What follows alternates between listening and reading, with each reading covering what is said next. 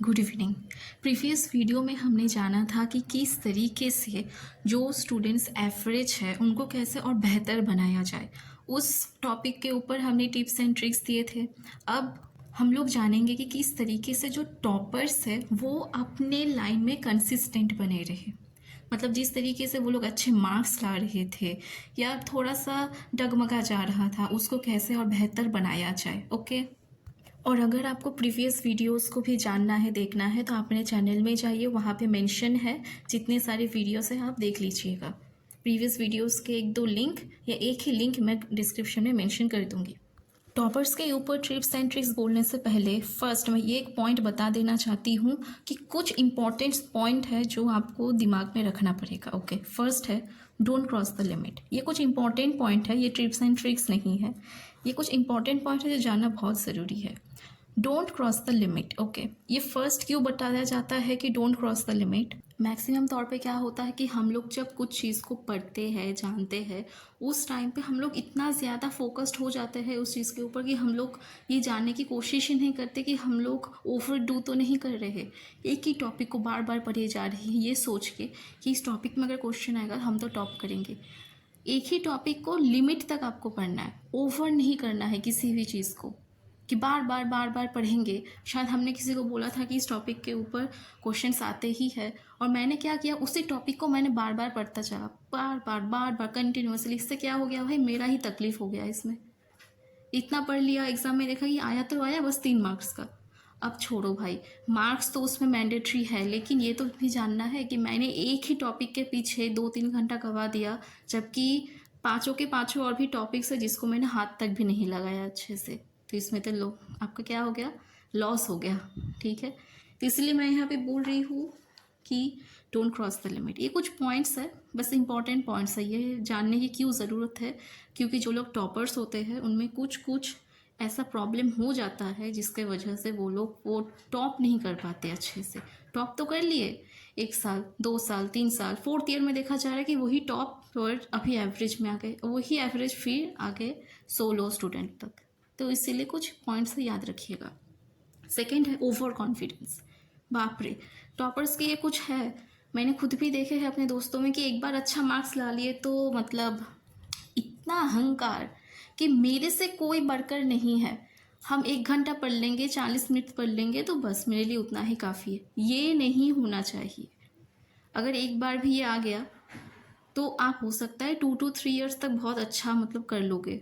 Over confidence जब से आपने शुरू किया तब से शायद 2-3 साल तक आपका अच्छा मार्क्स आ ही जाएगा। एक दिन ऐसा होगा कि ये जो आपका मार्जिन है ऊपर जा रहा है, ये ग्राफ धड़ाम से नीचे गिर जाएगा। कहते हैं ना कि ऊपर चढ़ने में जितना मेहनत लगता है, नीचे गिरने में उसका 1% भी नहीं। तो इसीलिए भाई ओवर कॉन्फिडेंस नहीं। शॉक हो जाओ कि जब ऐसा होगा, ओवर कॉन्फिडेंस का कोई भी नेगेटिव इफेक्ट अगर हो गया। थर्ड है don't forget your past consistency and the effort that you have made. Okay, past में आप जिस तरीके से कंसिस्टेंट थे आप, इसीलिए तो आप टॉपर रहे हो। ये तो मतलब बोलने वाली चीज़ नहीं है, राइट? तो उसी चीज़ को फिर से दिमाग में रखना है कि हम एक टाइम पे कंसिस्टेंट थे, हमने एक टाइम पे बहुत एफर्ट दिया था, इसीलिए आज मेरा जो पोजीशन है ये है। लेकिन बीच में शायद मैं थोड़ा डगमगा गया था, तो वो चीज़ें याद करना है कि किस तरीके से ये हो गया था, वो बैक टू करना है आपको कि हाँ हम पढ़े थे लेकिन कुछ ऐसा सिचुएशन हो गया था जिस वजह से अभी मैं डिग्रेड हो रही हूँ या डिग्रेड हो रहा हूँ। अच्छा मार्क्स था एक टाइम पे, लेकिन अभी ये लो हो रहा है और बहुत गंदे तरीके से। टॉपर को अगर पूरे 100 में से 80-90 मिलता है तो अच्छा लगता है, लेकिन वही टॉपर अगर वो 60 से 70, 50 से 60 ला रहा है तो उस टाइम पे उनको लगता है कि कुछ तो गड़बड़ है, कुछ तो ऐसा हुआ है जिस वजह से अभी उनका ऐसा सिचुएशन हो रहा है। Don't take pressure. ओके, बहुत टाइम पे क्या होता है, हम लोग ना थोड़ा सा ये सोचते हैं हमको 100 में 98 मिल गया, नेक्स्ट टाइम ना हमको 99 लाना ही है।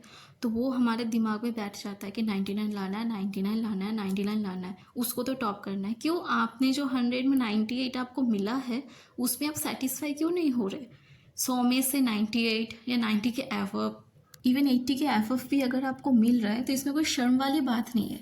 ऐसा नहीं कि उसको तो 90 से ऊपर मिल गया हमको, कि वो जेलसी नहीं लाना है। ये जेलसी में अगर पहुंच जाओगे ना, अपने आप को ही आप कोसोगे, मैं गंदी हूँ, मैं बेकार हूँ, मुझे तो वो नहीं मिला, मैं तो बहुत अच्छी मार्क्स के लिए डिमांड कर रही थी, ये मिल गया। नहीं, कब आप ये सोचोगे? जब आपको बहुत कम मार्क्स मिले तब आप सोच सकते हो कि ठीक है, एक टाइम पे मैंने कोशिश किया था, अब हो नहीं रहा है। लेकिन प्रेशर नहीं देना है नेगेटिव वाला, कि मुझसे ही नहीं हो रहा, क्यों मुझसे नहीं हो रहा, ये सोचते सोचते नहीं, ऐसा नहीं करना है। ये जो मैंने पॉइंट्स बताया है ये याद रखने की कोशिश करना, ये पर हेड टॉपर के लिए बहुत ज़्यादा इम्पॉर्टेंट है। ओके, अब हम धीरे धीरे टिप्स एंड ट्रिक्स में आएंगे जो बहुत ज़्यादा इम्पॉर्टेंट है। इससे भी बढ़कर ये अगर कर लोगे तो आप जो अभी टॉपर लिस्ट में हो, ये धीरे धीरे और भी बेहतर होगा। आपको कभी ऐसा फील नहीं होगा कि हम तो टॉपर से एवरेज आ गए, अब एवरेज से हम सोलो में आ गए, तो अब सोलो से या एवरेज से कैसे बैक टू करें। उसके लिए ये टिप्स एंड ट्रिक्स जो है, फर्स्ट टिप है टेक 2 और 3 आवर्स। अब 2 to 3 आवर्स मैंने क्यों बोला? जैसे मैंने फर्स्ट एवरेज वीडियो में भी मैंने बोला था कि आपको एक टाइम स्लॉट लेना है कि आपको किस टाइम पे पढ़ना है, 2 घंटा या 3 घंटा। जैसे आप एक टॉपर थे तो मुझे नहीं लगता कि एवरेज स्टूडेंट को जैसे प्रॉब्लम होता था उस टाइप का आपको कुछ प्रॉब्लम होने वाला है। तो इसलिए मैं बोल रही हूँ टेक 2 और 3 आवर्स पर डे, 2 घंटे या 3 घंटा आप लोगों को पढ़ना है। अब किस टाइम पे पढ़ना है वो आप डिसाइड कीजिए कि आप किस मोमेंट पे कंफर्टेबल हो। मतलब जैसे मान लीजिए मॉर्निंग में, आफ्टरनून में तो आप नहीं हो सकते क्योंकि उस टाइम पे स्कूल चलता है, ना कि इवनिंग में, ना कि नाइट टाइम पे। ठीक है, ये डिसाइड कीजिए। देन आफ्टर आपको किस तरीके से पढ़ना है वो हो जाएगा आपका टिप 2, जिसमें हम बोल रहे हैं फर्स्ट आप डिसाइड कीजिए कि आपको एक ही दिन में इस चैप्टर का कितने सारे टॉपिक्स आपको पढ़ना है। ठीक है, उसी हिसाब से आप अपना एक नोटबुक बनाइए या एक पेज लीजिए। ठीक है, जहाँ से इसमें बहुत सारे पेजेस होंगे एक के बाद एक। ये नहीं करना है कि पहले हम एक पेज में लिख लेंगे, दूसरा हम किसी नोटबुक में लिख लेंगे और जब जब मन चाहे हम दिमाग में रख लेंगे। ये नहीं करना है। ये बहुत टॉपर्स का हैबिट होता है कि हम लोग का तो माइंड बहुत ज़्यादा फ्रेश रहता है, हम लोग तो बहुत ज़्यादा स्मार्ट इंटेलिजेंट पहले से ही है, तो सबसे अच्छा होगा कि हम लोग अपने दिमाग में ही रखें, कहीं पे लिखे तो मन जहाँ पे मन किया हमने लिख लिया। कोई पेपर में मन किया तो लिख लिया, बुक में मन किया तो लिख लिया। जो नोट्स आपको लिखना है वो ये ऐसा नहीं करना है कि हमको जहाँ पे मन किया हमने लिख लिया तो हो जाएगा, बस देखने से मतलब है। ये बहुत गलत है। टॉपर्स क्या होता है, पहले तो बहुत ही सिस्टमेटिक वे में आगे बढ़ते हैं इसलिए टॉप करते हैं। जब ओवर कॉन्फिडेंस हो जाता है तो उस टाइम पे उन लोगों का बीच में कुछ अलग होता है कि अरे हम कर लेंगे, क्या है इसमें, इतना क्या देखना है, कहीं पे लिख लेने से ही हो जाएगा। ये नहीं चाहिए। ठीक है, और एक चीज़ होता है कि हम लोग सोचते हैं जो लोग टॉपर हैं उनको कुछ प्रॉब्लम नहीं होता है, वो सिंपल सा आगे बढ़ते हैं। हम बोल रहे हैं जो लोग टॉपर्स होते हैं उनको बहुत ज़्यादा एक टाइम पे मेहनत करके करके फिर वो लोग एक टाइम पे टॉप करते हैं। ये बहुत ऐसा नहीं सोचना है कि बहुत इजीली हो जाता है, नहीं होता है। उनको बहुत मेहनत करना पड़ता है, इसलिए तो वो टॉप कर रहे हैं। लेकिन उनका टॉप करने का अलग एक वे होता है।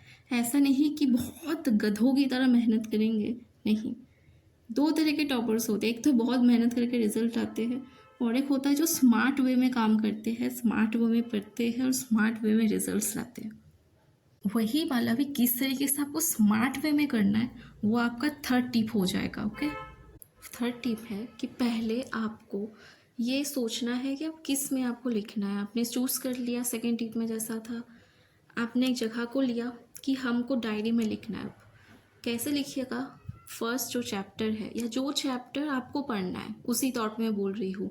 आपको लिखना है कि ये चैप्टर का नेम है, आज मैंने 2 to 3 पेजेस पढ़ा है। आपको तो 3 पेजेस तक तो पढ़ना है पर डे, क्योंकि आपके माइंड में वो कैपेसिटी है पढ़ने का। ऐसा नहीं कि फर्स्ट डे सेकेंड पेज पढ़ 2 पेज पढ़ लिया, फिर सेकेंड डे में और 3 पेज पढ़ लिया। ऐसा जो मैंने एवरेज स्टूडेंट के लिए बताया था वो नहीं फॉलो करना है आपको।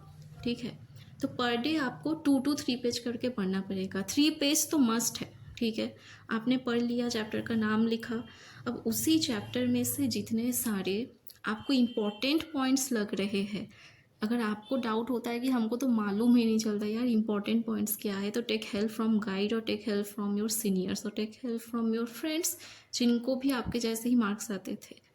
फिर आप लिखते चलिए कि ये इम्पोर्टेंट पॉइंट्स है। फिर पॉइंट्स के एक्सप्लेनेशंस लिखिए कि आपको समझ में वो पॉइंट्स आ रहे हैं या नहीं। अगर आपको लग रहा है कि नहीं मुझे पॉइंट्स समझ में नहीं आ रहा, तो आप पूछिए कि ये जो पॉइंट्स हमने लिखा है इसके एक्सप्लेनेशंस क्या है, उसको भी आपको लिखना है। अगर मान लीजिए कि आपका जो पॉइंट्स है वो क्लियर है, तो इसके ऊपर आप खुद से क्वेश्चंस बनाइए। अगर आपको इसमें भी प्रॉब्लम है कि आपको क्वेश्चंस बनाना नहीं आता, तो आप अपने ट्यूटर से हेल्प ले, टीचर से हेल्प ले। वो बेस्ड होते हैं इसमें कि मैंने चैप्टर पढ़ लिया है इतना तक, अब इसमें से इम्पॉर्टेंट पोर्शंस के इम्पॉर्टेंट क्वेश्चंस कौन सा है ये मुझे नहीं आ रहा, कृपया हमको ये बता दें। तो वो क्या करेंगे, वो तो मुझे नहीं लगता उनको भी चैप्टर्स पढ़ना पड़ेगा, वो तो देख के बोल देंगे कि हाँ ये पोर्शंस जो है इम्पॉर्टेंट है, ये तुमको इस तरीके से क्वेश्चंस लिखना है, इसका आंसर ये होगा। आंसर आप मत पूछिएगा, क्वेश्चन से पहले पूछ लीजिएगा कि ये जो इम्पोर्टेंट पॉइंट्स हमने लिखा है इसका इम्पोर्टेंट क्वेश्चन क्या हो सकता है, तो उसके बाद आप आंसर्स खोजते कोशिश कीजिएगा। ऐसा आपको पर डे 3 पेजेस 4 पेजेस करके करना है, और मुझे लगता है कि 3-4 दिन तक आपका एक चैप्टर हो जाएगा अच्छे से। जल्दीबाजी नहीं करना है, ठीक है।